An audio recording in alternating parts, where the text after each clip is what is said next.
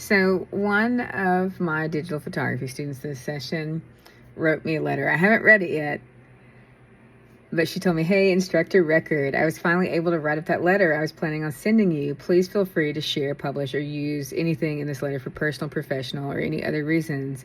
I enjoyed taking your class so much, and I wish you all the best in your future endeavors." Well, what I remember is that this student had messaged me earlier, midway through the semester, and they told me that they had watched my podcast with Jim Ryman on the Focused Act podcast, and that they were really inspired, and it influenced their project a little bit and stuff. So, okay, I feel a little nervous. Oh my God, it's 3 pages long. Okay, all right. May 7th, 2026.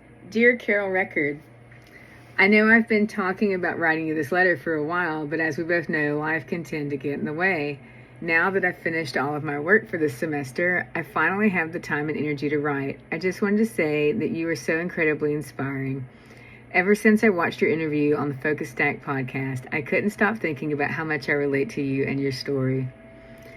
I truly admire your openness and vulnerability when speaking about such difficult topics. Nobody should ever have to go through the things you have, and I look up to you for how strong you've become.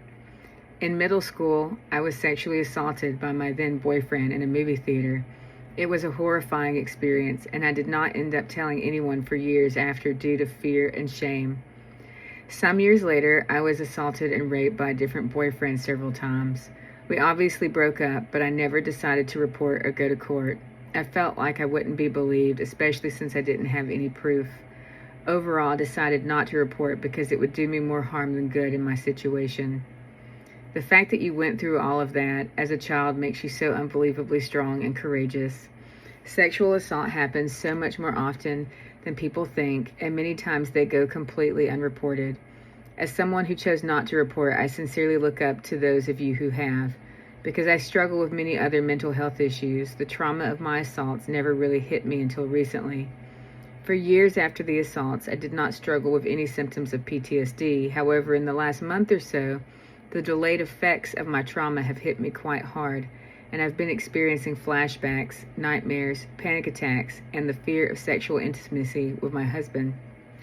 I have a therapist who is helping me work through all of this, but I just wanted to say that I relate to you in that sense.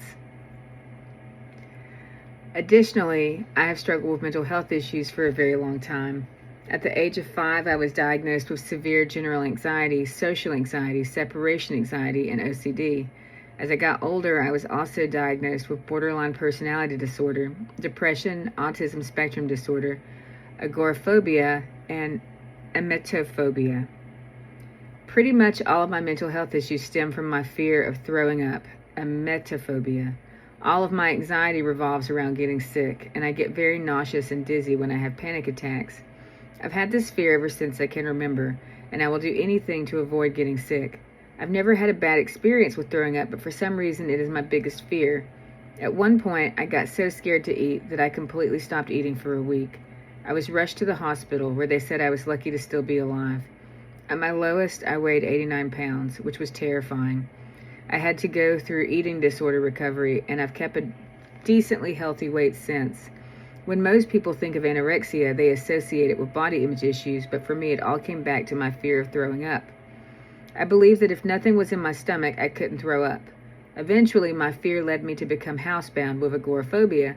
Throwing up in public or in front of others was the worst case scenario, so I just didn't leave my house at all for 2 years. I hid this part of my life for a very long time.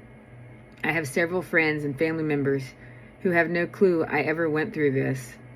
You truly never know what someone is going through or what is happening in their life.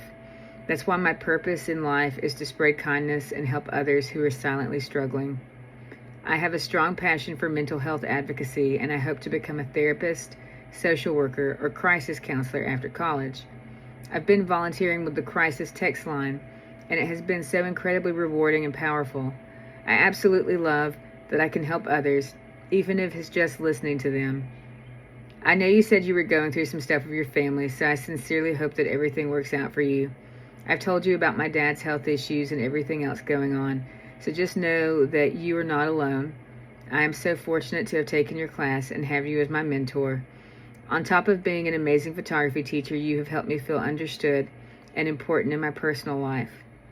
I have said it many times, and I will continue to say it. Your class is the best class I have taken by far.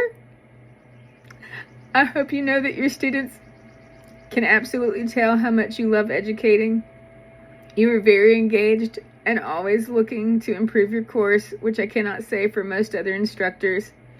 It is very rare in online courses for instructors to take their students' thoughts and interest into consideration when making the coursework and assignments.